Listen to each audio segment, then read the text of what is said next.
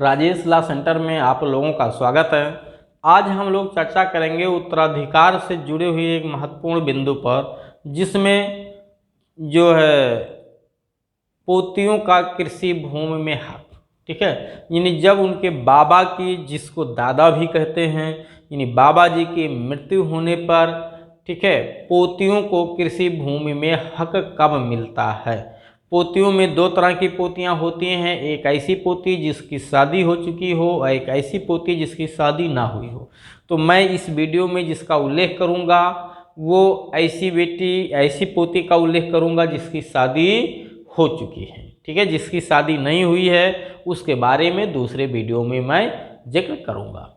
तो सबसे पहले आप लोग चैनल पर नए हैं, सब्सक्राइब कर लीजिए, वीडियो को लाइक शेयर कमेंट करते रहिए।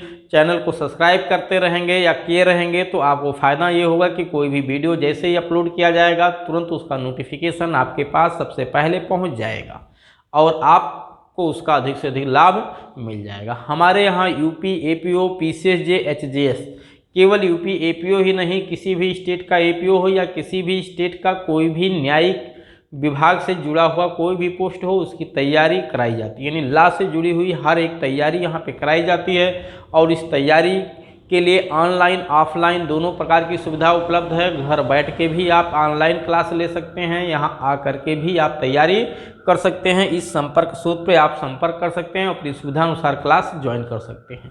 दूसरा, अगर कानून से जुड़ा हुआ किसी भी विषय पे आपको कोई जानकारी चाहिए तब भी आप इस नंबर पे संपर्क कर सकते हैं और अपनी जानकारी प्राप्त कर सकते हैं।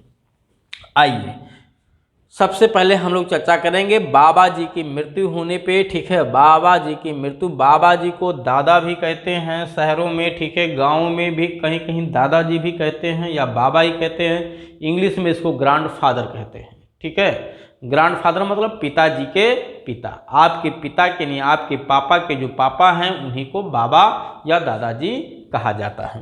तो बाबा जी या दादाजी की मृत्यु होने पर, ठीक है, पोती को, पोती का मतलब उनके बेटा का जो बेटी है, बेटा के बेटी को, ठीक है, बेटा के बेटी को पोती कहा जाता है और बेटी के बच्चों को पोती नहीं कहते हैं, उनको नाती या नातिन कहते हैं। हमेशा ध्यान रखिए, बड़ा कन्फ्यूजन है, गांव में कुछ और चलता है। गांव में जो लड़कों के लड़के होते हैं, यानी अपने बेटे के जो बच्चे होते हैं उनको नाती कहते हैं या नातिन कहते हैं। नहीं, ये गलत है। ठीक है, उनको पोता या पोती कहते हैं और जो लड़कियों के बच्चे होते हैं उनको नाती या नातिन कहा जाता है। ठीक है, तो जो सन के बच्चे होते हैं उनको सन के बच्चों को, यानी अपने बेटों के बच्चों को पोती या पोता और बेटियों के बच्चों को नाती या नातिन कहा जाता है। तो यहाँ पे हम बेटे के बच्चों की, बेटी की बात कर रहा हूँ, यानी पोती की बात कर रहा हूँ। ठीक है, पोती को कृषि भूमि में हक कब मिलेगा, उसके बाबा या दादाजी की मृत्यु होने पे। तो इसका उल्लेख कहाँ किया गया है। अच्छा, सबसे पहले और ध्यान दीजिए, ये सभी धर्मों पे कानून लागू होता है, चाहे वो हिंदू हो, मुस्लिम हो, सिख हो, ईसाई हो, पारसी हो, यहूदी हो, जैनी हो, इससे मतलब नहीं है, किसी भी धर्म का हो सभी पे ये लागू होता है। और ये कानून केवल उत्तर प्रदेश के लिए है, उत्तर प्रदेश से भिन्न किसी राज्य पे ये कानून लागू नहीं होता है। हाँ, इसके जैसे कानून अन्य राज्यों पे भी है। अगर किसी को कोई जानकारी चाहिए तो उसकी भी मैं जो है जानकारी उससे उपलब्ध करा दूंगा।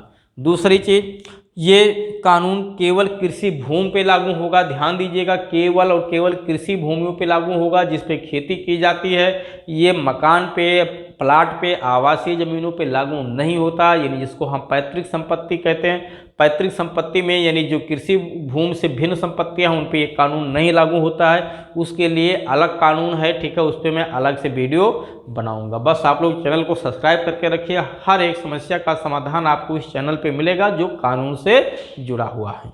आइए, बाबा जी की या दादाजी की मृत्यु होने पे पुत्र की पुत्री को, यानी पुत्र की पुत्री का मतलब यहाँ पे है कि ऐसी पुत्री जिसकी शादी हो चुकी हो, ध्यान दीजिएगा, यानी यहाँ पे विवाहित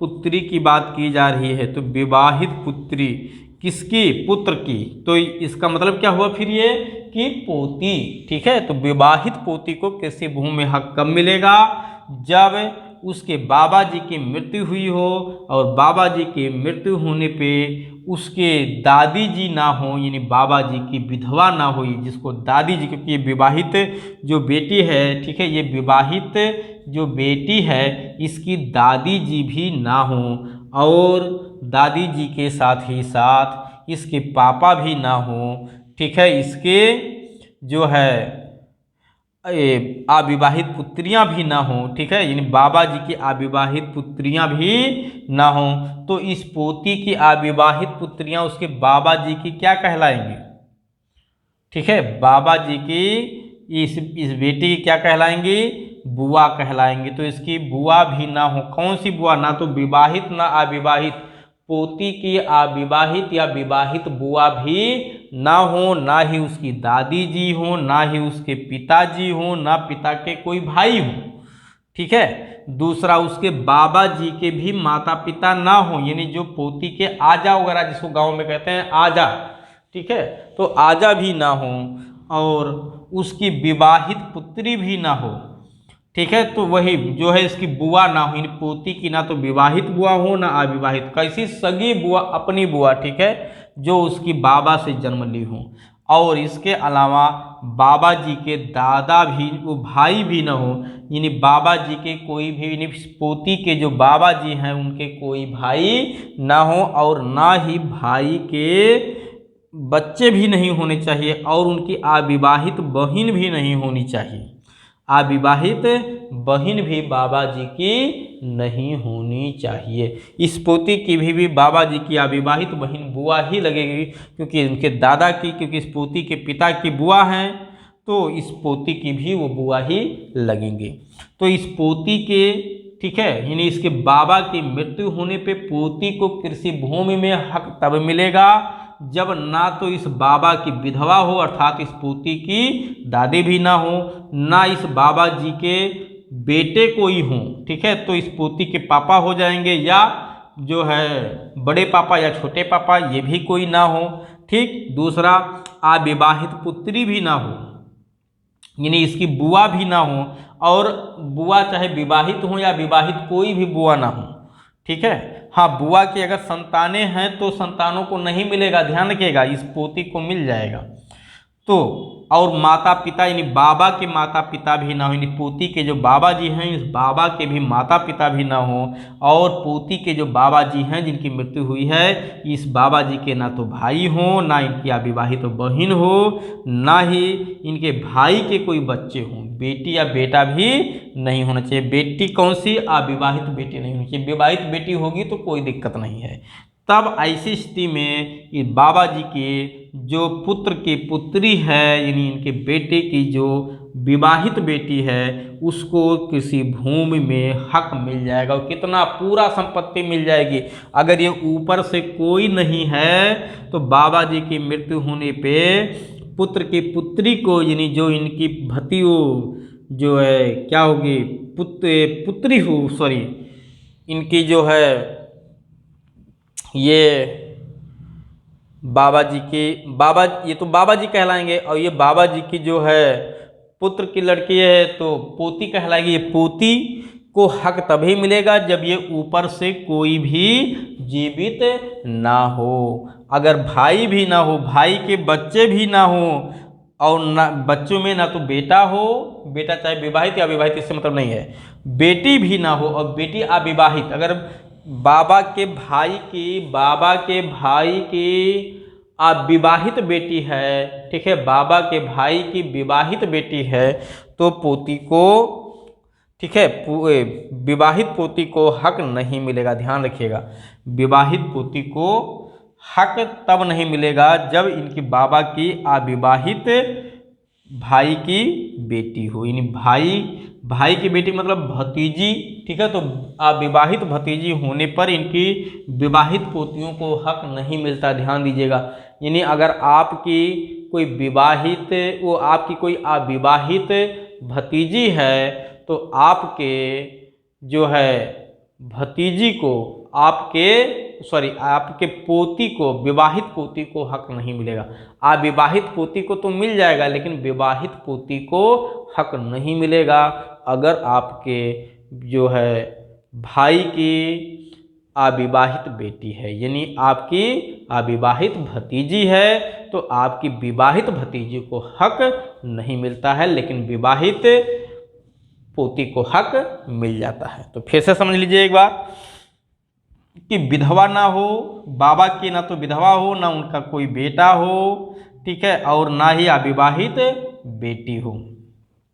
अगर बेटे का बेटा जीवित है, तब बेटे का बेटा जीवित होने पे ध्यान दीजिएगा, अगर बाबा के बेटे का बेटा जीवित है तो इनके विवाहित पोती को कुछ नहीं मिलेगा, विवाहित पोती को कुछ नहीं मिलेगा। यानी एक तरह से क्या हुआ कि अगर इसका भाई जीवित है, ठीक है, अगर इसका भाई जीवित है, किसका, पोती का, जो बाबा जी की पोती है, अगर पोता भी है, बाबा जी के पोती भी है, पोता भी है, लेकिन पोती का विवाह हो चुका है, तो विवाहित पोती को कुछ नहीं मिलता है, जो पोता है उसको सब मिल जाएगा, चाहे उसका विवाह हुआ हो या ना हुआ, इससे मतलब नहीं है। तो आपने समझा कि हाँ, बाबा जी की मृत्यु होने पे इनकी अविवाहित पोती का हक क्या होगा, अभी उस पर मैं बिल्कुल नहीं समझाया हूँ। बाबा जी की मृत्यु होने पे उनके अविवाहित पोती का, यानी उनके बेटे की जो अविवाहित बेटियां हैं, उनको ज़मीन में हक कब मिलेगा, इस पे मैंने नहीं बताया है। बाबा जी की मृत्यु होने पे उनके बेटे की जो विवाहित बेटियां हैं, उनके हक की बात मैंने इस वीडियो में की है। और ये ध्यान दीजिए, बाबा जी के नाम जितनी कृषि ज़मीन होगी मरने के समय, उसी में से ये हक मिलेगा।